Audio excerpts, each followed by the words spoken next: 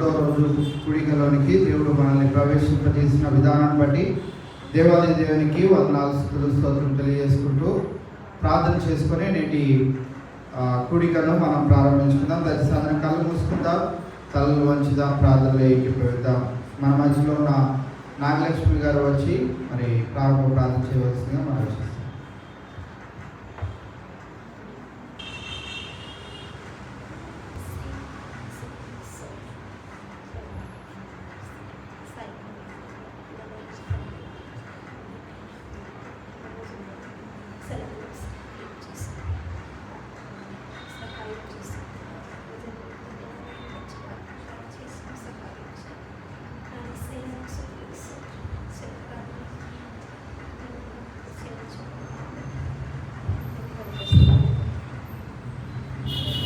అనే పాట పాడుకున్నామండి. యేసు చావంటే సిలువలో నీ కొరకే నా కొరకే ఎంత గొప్ప శ్రమలో వచ్చెను నీ కొరకే నా కొరకే నది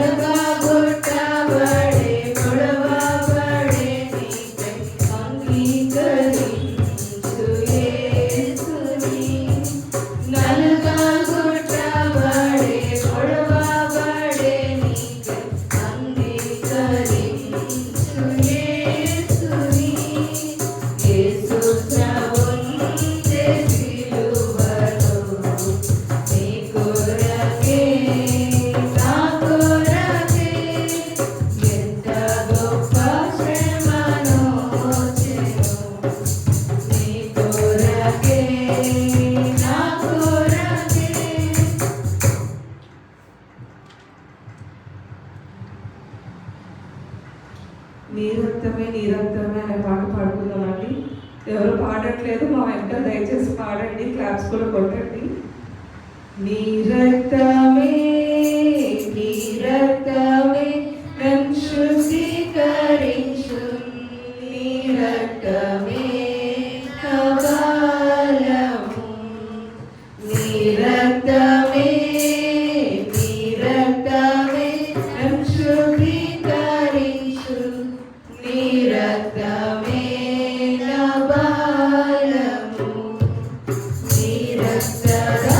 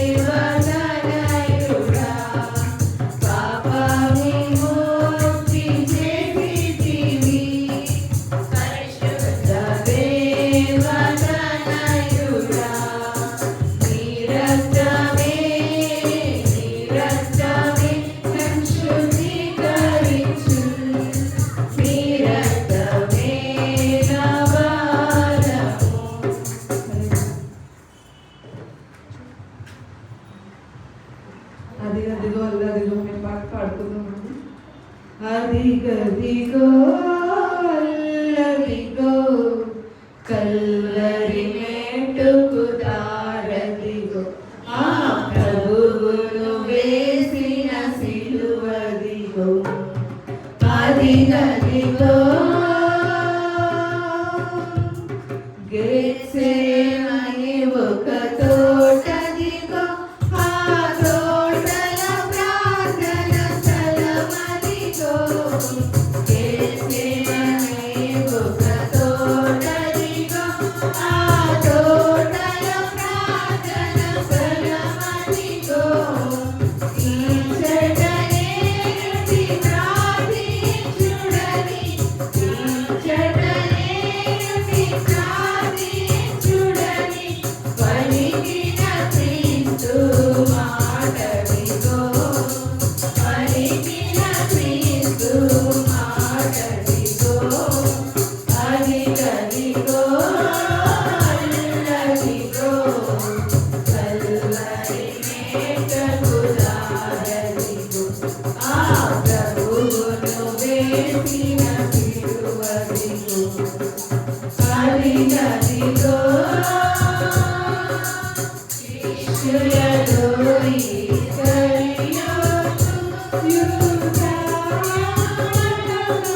సాధకుడు శిష్యులలో ఇస్కరియోతు యూదాయను ఒక సాధకుడు ప్రభువును యూదుల కాపాడింప ప్రభువును యూదుల కాపాడింప పెట్టిన దొంగ మూర్ఖదిగో పెట్టిన దొంగ మూర్ఖదిగో అదిగదిగో అల్లదిగో కల్వరి మెట్టుకు దారదిగో ఆ ప్రభువును వేసిన సిలువదిగో అదిగదిగో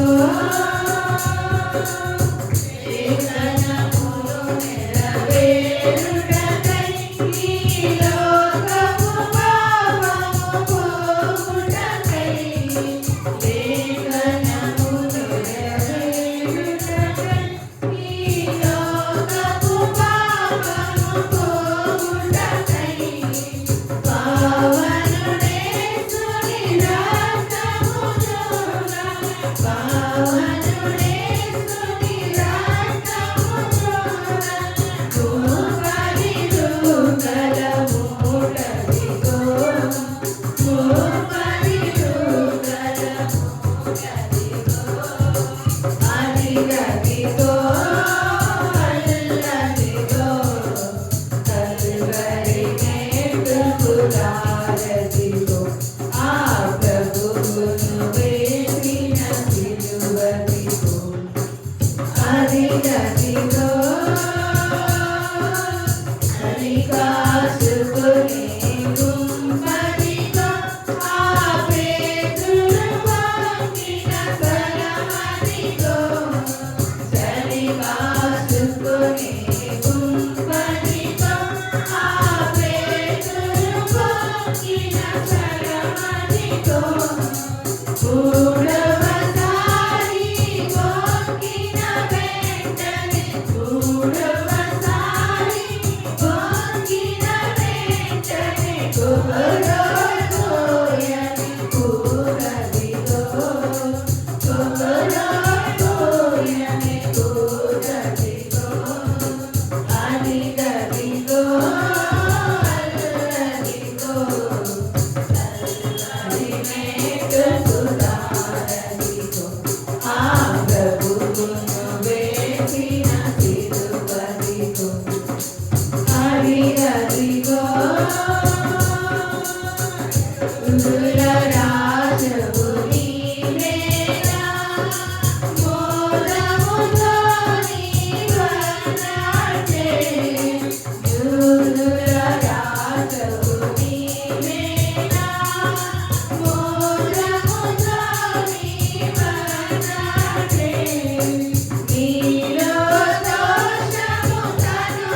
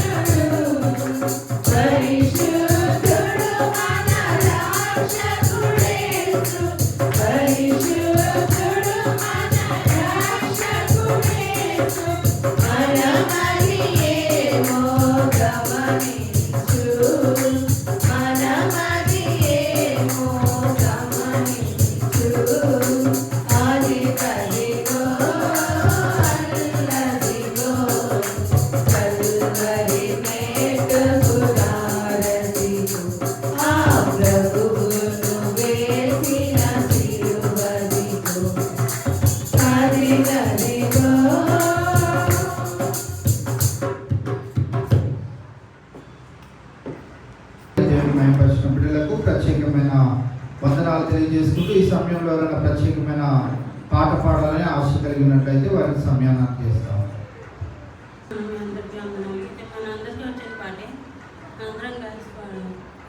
ఎంతో వింత ఎంతో చింత యేసు నాదు మరణమంత ఎంతో వింత ఎంతో చింత యేసు నాదు మరణమంత పట్టిము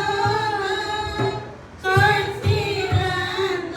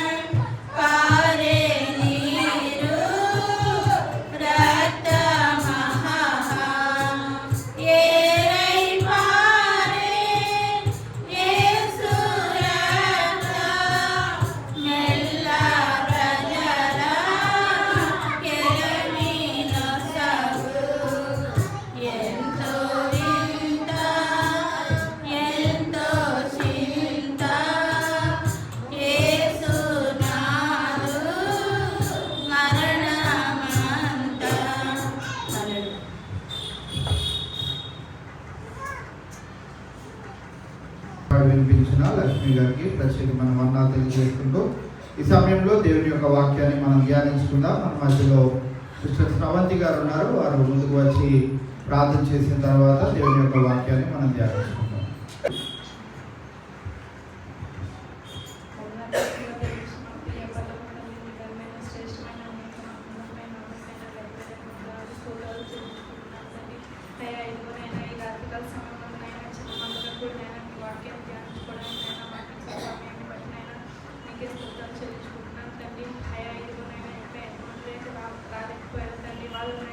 సకాలంలో నడిపించమని అడుగుతున్నాను తండ్రి. అలాగేనైనా మీ దాసునైనా వాటిని పోషణగా తండ్రి నోటినైనా దూరంగా వాడుకోవమని అడుగుతున్నాను తండ్రి. అలాగే నాన్న వాక్యాన్నైనా మా హృదయంలో భద్రపరుచుకోవడానికి అయినా సహాయం దయచేయమని నా ప్రభువును రక్షకుడిని యేసుక్రీస్తు పరిశుద్ధనామమున అడుగుతున్నాను తండ్రి. ఆమేన్. 11వ దినానికై ఏర్పాటు చేయబడిన లేఖన భాగం చదువుకుందాం. ద్వితీయోపదేశకాండము 7వ అధ్యాయము 9వ వచనం. ద్వితీయోపదేశకాండము 7వ అధ్యాయము 9వ వచనం. కాబట్టి నీ దేవుడైన యెహోవా తానే దేవుడననియు తను ప్రేమించి తన ఆజ్ఞలను అనుసరించి నడుచుకుని వారికి తన నిబంధనను స్థిరపరచువాడును, 1000 తరముల వరకు కృపచూపువాడును, నమ్మదగిన దేవుడుననియు తను ద్వేషించు వారిలో ప్రతి వానిని బహిరంగముగా నశింపజేయుటకు వానికి దండన విధించువాడనియు నీవు తెలుసుకొనవలెను. ఇవాళ ఈ యొక్క లేఖన భాగాన్ని కనుక మనం గమనించగలిగినట్లయితే దేవుడు తన ప్రజలతో కలిగి ఉన్నటువంటి ఆ యొక్క నిబంధన గురించి మనం ఇవాళ జ్ఞాపకం చేసుకుని ఉన్నాం. వాగ్దానము చేసిన ఆ యొక్క సంబంధము, ప్రామిస్ రిలేషన్షిప్ గురించి ఇవాళ మనం జ్ఞాపకం చేసుకుని ఉన్నాం. ఇక్కడ తెలియజేయబడుతున్న మాటను కనుక మనం చూసినట్లయితే నీ దేవుడైన యెహోవా తానే దేవుడనియు తాను ప్రేమించు తన ఆజ్ఞలను అనుసరించి నడుచుకుని వారికి తన నిబంధనను స్థిరపరచువాడును, 1000 తరముల వరకు కృపచూపువాడును, నమ్మదగిన దేవుడననియు. ఇవాళ మనం గమనించినట్లయితే మన దేవాది దేవుడు మన జీవితాలలో తన యొక్క నమ్మకత్వాన్ని ఏ రీతిగా నిరూపిస్తూ వస్తా ఉన్నాడో, పాత నిబంధన మొదలుకొని ఈ ప్రస్తుత కాలము ఈ జనాంగమైన దేవుని జనాంగమైన మనందరి పక్షాన కూడా దేవుడు ఏ రీతి కార్యములను చేస్తున్నాడో ఈవేళ మరి ఆ దేవాది దేవుడు మన జీవితాల్లో నుండి కోరుకునే 5 ప్రాముఖ్యమైనటువంటి విషయాలను ఈవేళ మనము జ్ఞాపకం చేసుకుందాం. దానికంటే ముందుగా కీర్తన గ్రంథము 50వ అధ్యాయము 5వ వచనాన్ని కనుక మనం చూసినట్లయితే, కీర్తన గ్రంథము 50వ అధ్యాయం 5వ వచనం. నాతో నిబంధన చేసుకొనిన నా భక్తులను నా యొద్దకు సమకూర్చుడని మీది ఆకాశమును భూమిని పెంచుచున్నాడు. పాత నిబంధనలో దేవుడు మరి తన యొక్క వాగ్దానమును ఏ రీతిగా స్థిరపరచుకునేవాడు అని అంటే, ఇక్కడ మనం గమనించినట్లయితే బలి అర్పణ చేత నాతో నిబంధన చేసుకునిన. పాత నిబంధనలో మనం గమనించినట్లయితే బలి అర్పణ ద్వారా దేవుడు తన నిబంధనను తాను చేసిన ఆ యొక్క ప్రామిస్ కి మరి బదులుగా ప్రామిస్ కి మరి తగిన ఆ యొక్క బలి అర్పణ కోరేటట్లుగా మనము చూస్తా ఉన్నాం. ఈ దినాలలో మనము బలి ఇవ్వనవసరం లేదు, కానీ మనము దేవుని యందు విశ్వాసము కలిగి ఉంటే దాది దేవునికి బలి ఇచ్చుట కంటే అతి శ్రేష్టమైనదిగా మనం గమనించవచ్చు. అంతేకాదు దేవుడు మన ఎడల చేసిన యొక్క నిబంధనను మనం జ్ఞాపకం చేసుకున్నట్లయితే యేసుక్రీస్తు ప్రభువారిని మనకు ఒక బలిగా తండ్రి అయిన దేవుడు అర్పించి ఉన్నాడు. నేను ఈ దినాన మన జీవితాలను ఇంత శ్రేయస్కరమైనటువంటి జీవితాలుగా చేసిన ఆ దేవాది దేవుడు ఈ దినాన 5 ప్రాముఖ్యమైనటువంటి విషయాల ద్వారా దేవుడు చేసిన యొక్క నిబంధనను మనము ఎల్లవేళలా జ్ఞాపకం ఉంచుకుంటూ ఈ 5 ప్రాముఖ్యమైనటువంటి అంశాలను మన జీవితాల్లో మనము చేస్తున్నామా లేదా, ఆ కర్తవ్యాన్ని మనం నిర్వర్తిస్తున్నామా లేదా అనే విషయాన్ని మనం జ్ఞాపకం చేసుకోవాలి. మొట్టమొదటి అంశాన్ని కనుక మనం గమనించినట్లయితే ఫియర్ గాడ్, దేవునికి భయపడే వారిగా మనం ఉండాలి. లోకంలో దేవుణ్ణి నమ్ముకున్న తర్వాత మనకు వ్యర్థమైన విగ్రహాలతో ఏమీయో పని లేదు. విగ్రహాలతో మనకి పని లేదు. ఎందుకు అంటే మన దేవుడు ఎటువంటి దేవుడు అనే విషయాన్ని కనుక మనం గమనించగలిగినట్లయితే పాత నిబంధన గ్రంథంలో భక్తులు ఏమని రాశారు అంటే మన దేవాది దేవుడు సర్వోన్నతుడైనటువంటి దేవుడు, అంటే ఈ సావరెన్ గాడ్, అన్ని ఎరిగి ఉన్న దేవుడు, లేకుంటే ఆయన సర్వోన్నతుడు అని అంటే ఆయన ప్రభావము చాలా గొప్పది అనే విషయాన్ని మనం జ్ఞాపకం చేసుకోవచ్చు. రెండవది ఏంటి అంటే ఆయన సర్వ అంతర్యామి అని మనం జ్ఞాపకం చేసుకోవచ్చు. సర్వము వ్యాపించి ఉన్నాడు. ఆయన ఇక్కడ ఉన్నాడు, వేరే సంఘంలో ఉన్నాడు, ఇంకో చోట ఉన్నాడు, ఇంకో చోట ఉన్నాడు.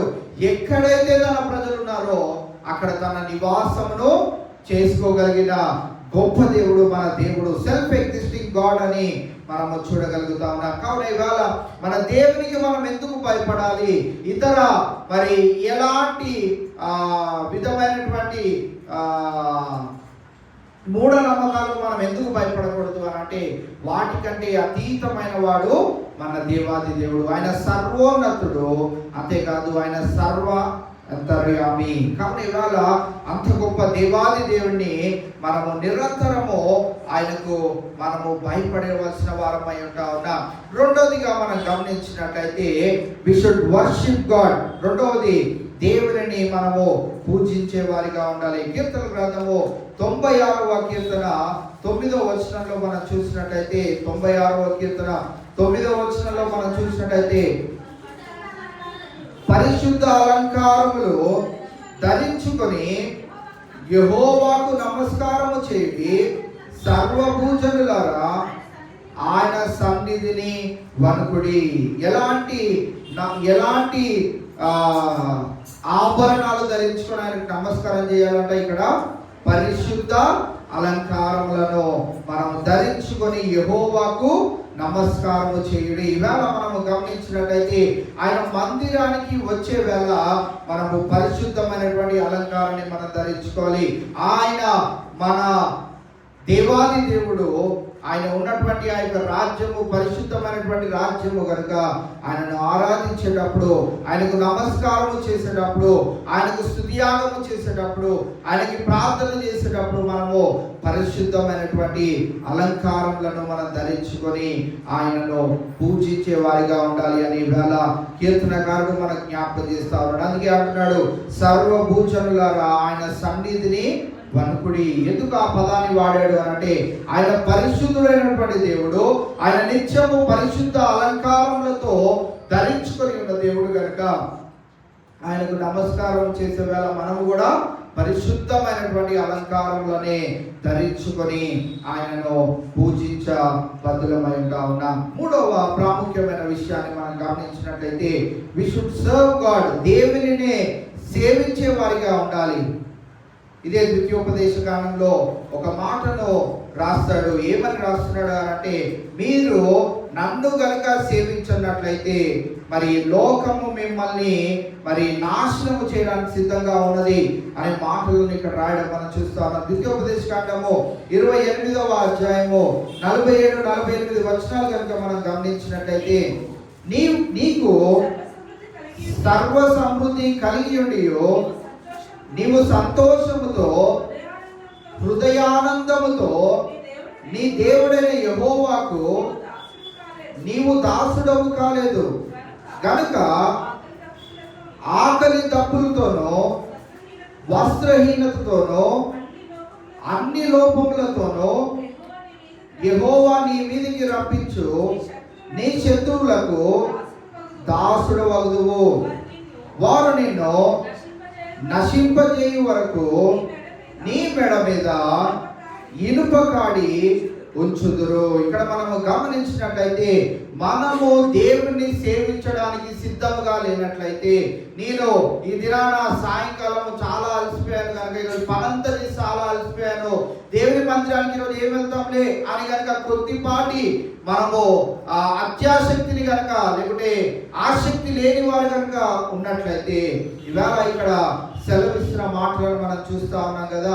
47-48 వచనాల్లో నీకు సర్వ సమృద్ధి కలిగి ఉండి నీవు సంతోషముతో హృదయానందముతోనూ నీ దేవుడైన యెహోవాకు నీవు దాసుడవు కాలేదు గనక ఆకలి దప్పులతోనూ వస్త్రహీనతతోనూ అన్ని లోపములతోనూ యెహోవా నీ మీదకి రప్పించు, నీ శత్రువులకు దాసుడవు అగుదువు.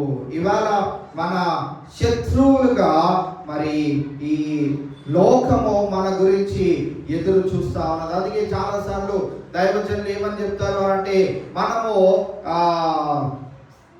మన సమయాన్ని దేవునికి వెచ్చించకపోతే, మన సమయాన్ని వృధాగా పోనించుకున్నట్లయితే, వ్యర్థమైన మాటలకు మనం ఎక్కువ సమయాన్ని కనుక కేటాయించినట్లయితే సాతానుడు ఎంతో సంతోషిస్తాడు. దేవుడు ఏమాత్రము సంతోషించాడు. ఇక్కడ ఆ పదాలను కనుక మనం గమనించగలిగినట్లయితే, నీ దేవుడైన యెహోవాకు నీవు దాసుడవు కాలేదు. ఆయన సర్వ సమృద్ధిని ఇచ్చాడు, సంతోషం ఇచ్చాడు, నీ హృదయంలో ఆనందం ఇచ్చాడు. కానీ నీవు నీ దేవుడైన యెహోవాకు దాసుడవుగా లేవు.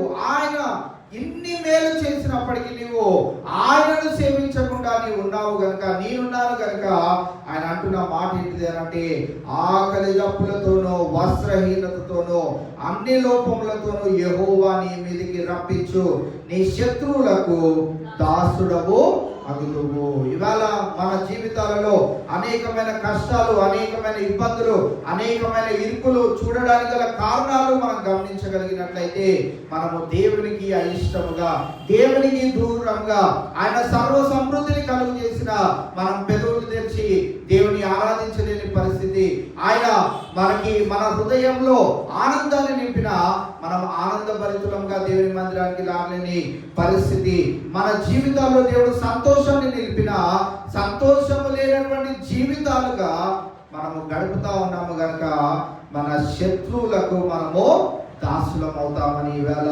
జ్ఞాపకం చేయడం మనం చూస్తా ఉన్నాం. వారు నిన్ను నశింపజేయ వరకు నీ మెడ మీద ఇనుప కాడి ఉంచుదురు.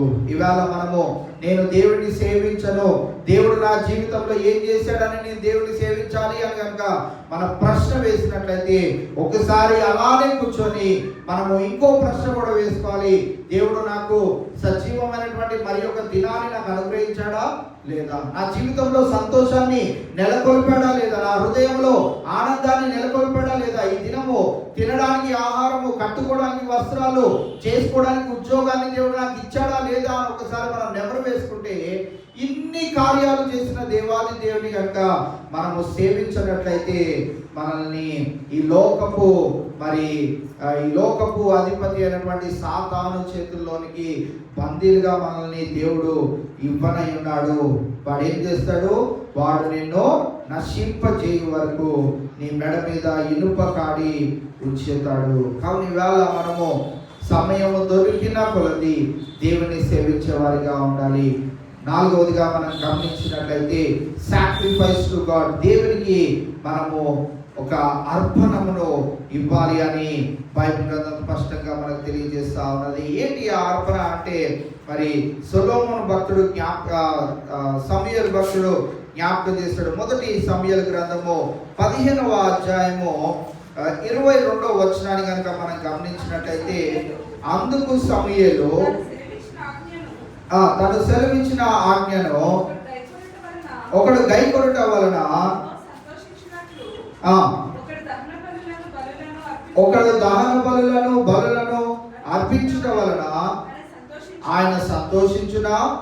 ఆలోచించుము, బలులు అర్పించుట కంటే ఆజ్ఞను గైకొనుటయు, పొట్టేళ్ల క్రొవ్వు అర్పించుట కంటే మాట వినుటయు శ్రేష్టము. ఇవాళ దేవుడు పాత నిబంధన గ్రంథంలో సమయంలోనే సమూయేలు భక్తుడు తెలియజేస్తా ఉన్నాడు, దేవునికి ఒక అర్పణం ఇచ్చే కంటే, దేవునికి ఒక పొట్టేలు క్రొవ్విన పొట్టేలను ఇచ్చుట కంటే ఏది శ్రేయస్కరం అని అంటే, ఒకటి ఇక్కడ సెలవిస్తున్న మాట ఏంటిదంటే ఆజ్ఞను గైకొనుటయు ఆయన మాట వినుటయు. ఇవాళ దానికంటే శ్రేయస్కరమైనది ఏదీ లేదు అని బలులు అర్పించే దినములోనే సమూయేలు భక్తుడు జ్ఞాపకం చేస్తా ఉన్నాడు. సమూయేలు భక్తుడికి ఆ దినాల్లోనే అర్పించి ఎన్ని బలులు అర్పించినా కానీ దేవునికి ఇది ఇష్టం కాదు, కానీ మనం మాట వింటే చాలు. అందుకే 66 గ్రంథాలలో దేవుడు సెలవించిన ప్రాముఖ్యమైన విషయం ఏంటిది అని అంటే, మనము ఆయన మాట వింటే చాలు. ఆయన మాట వినడమే ఈ 66 పుస్తకాల్లో ప్రతి గ్రంథకర్త రాసిన మాట యొక్క సారాంశం ఏంటిది అంటే, మనం దేవుని మాట వినాలి అంతే. బైబిల్ గ్రంథం దానికి మించి ఇంకో సారాంశం కానీ ఇంకొక ఉద్దేశం కానీ కలిగి లేదు. దేవుని మాటను మనం వినాలి.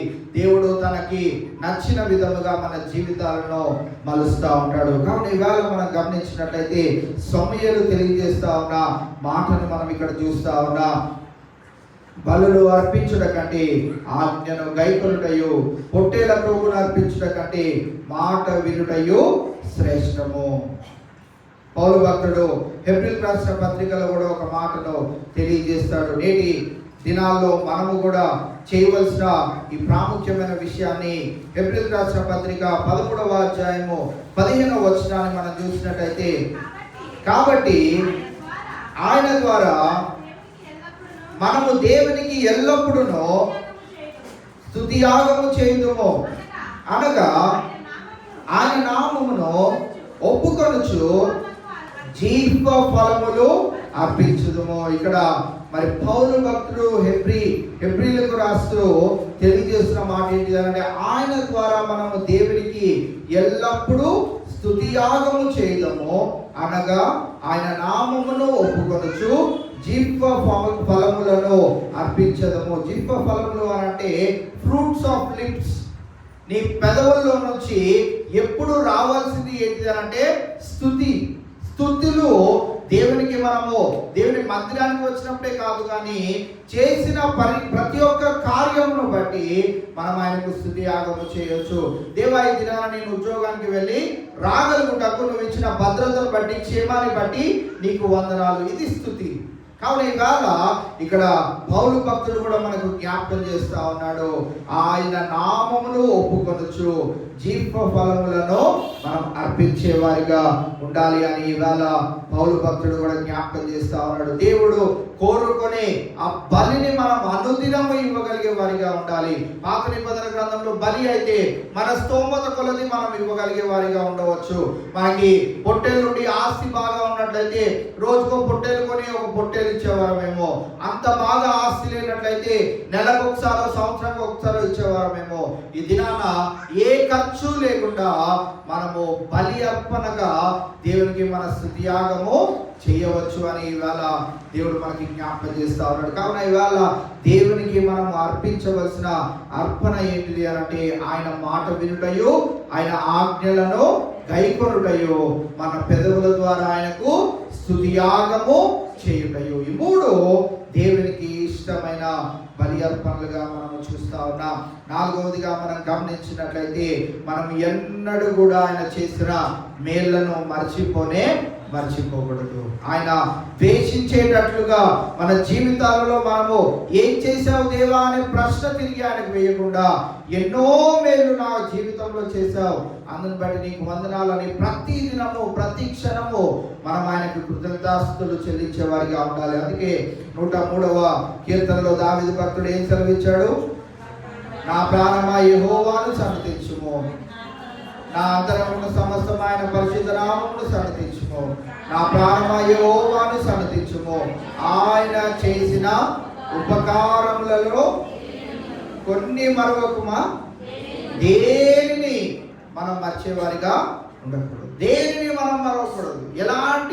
ఎలాంటివి అంటే ఈ దినాలలో మనం గమనించినట్లయితే చాలా ప్రమాదకరమైనటువంటి పరిస్థితుల్లో మనం ఉంటా ఉన్నాం.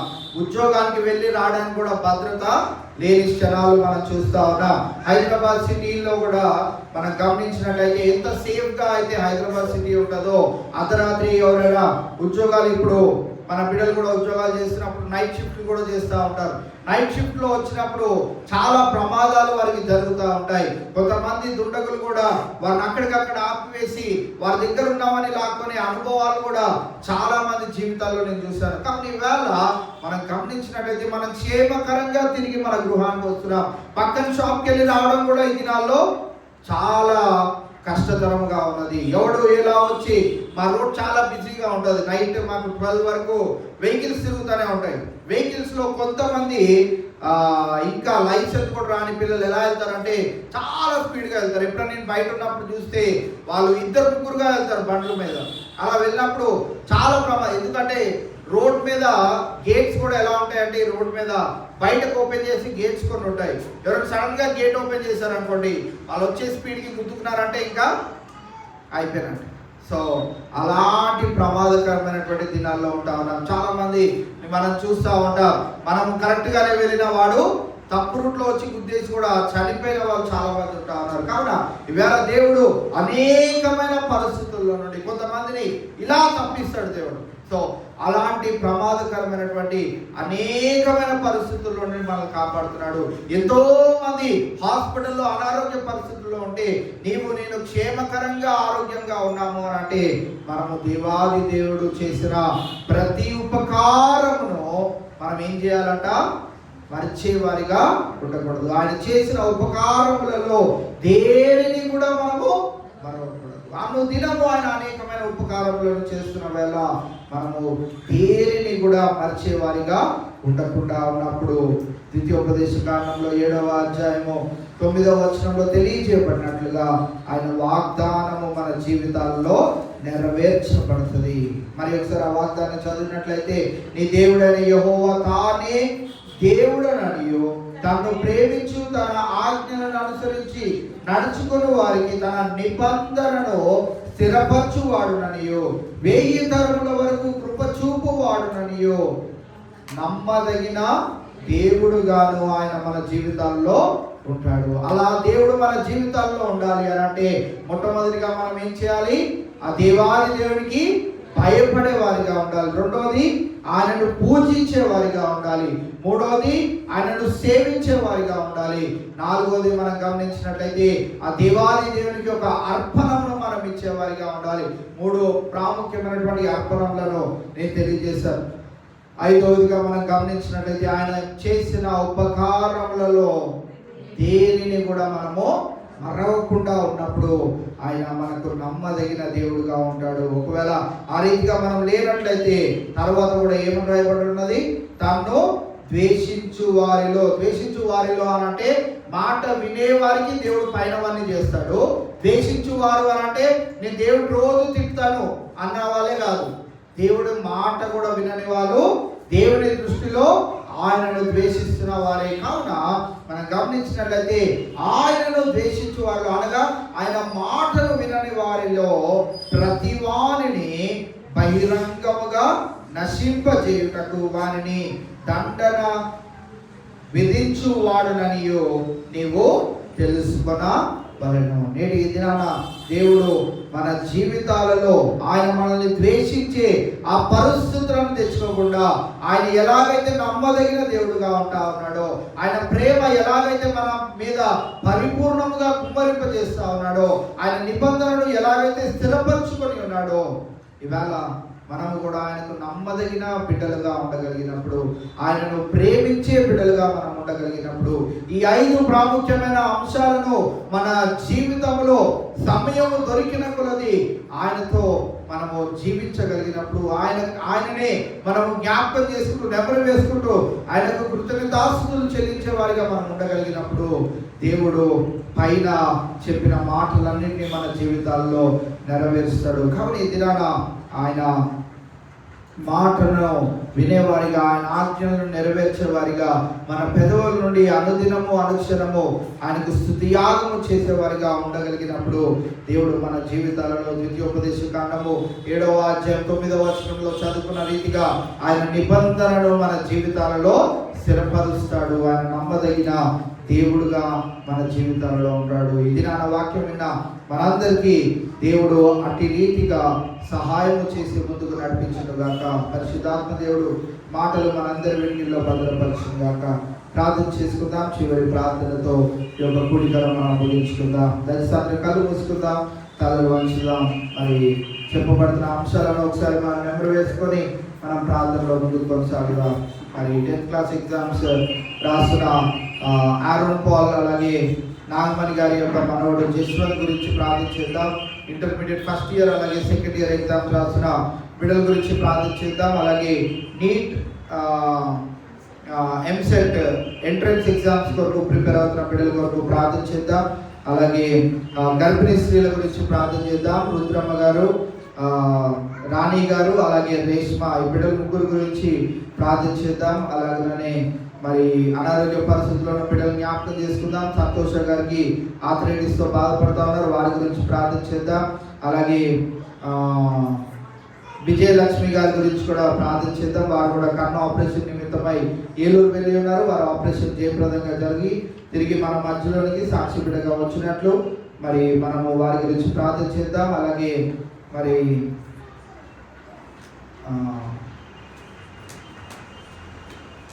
ఇంకా ఎవరైనా అనారోగ్య పరిస్థితిలో ఉన్నట్లయితే వారిని కూడా మనం జ్ఞాపకం చేసుకొని ప్రార్థన చేద్దాం. చివరి ప్రార్థన మన మధ్యలో ఉన్న పాస్టర్ గారు వచ్చి, అలాగే ప్రసన్న తల్లి గారు, మా అత్తగారు ప్రేమ్ కుమార్ గారి గురించి కూడా మనము ప్రార్థన చేద్దాం. చివరి ప్రార్థన మన మధ్యలో ఉన్న పాస్టర్ గారు వచ్చి చేసిన తర్వాత మనం ఈ కూడికను ముగించుకుందాం.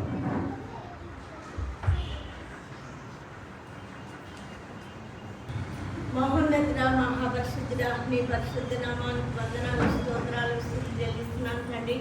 11వ రోజు కూడా మీ శిలువ ధ్యానాలు ముగించుటకు నీవు కృపను అందించే వందనాలు చెల్లిస్తున్నాను. పాటలు పాటకు మంచి స్వరాలు దయచేసిన దేవా నీకు వందనాలు.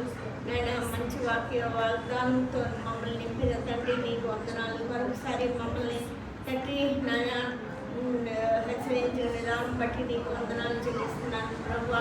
నీ ఆజ్ఞలు గైకొంట వల్ల మా శ్రేయతరముల వరకు నేను నమ్మలేని దేవుడు, నీకు మందులు కనుక నేను కృష్ణ దేవుడుగా ఉన్న తండ్రి నీకు వందనాలు చెల్లిస్తున్నాను.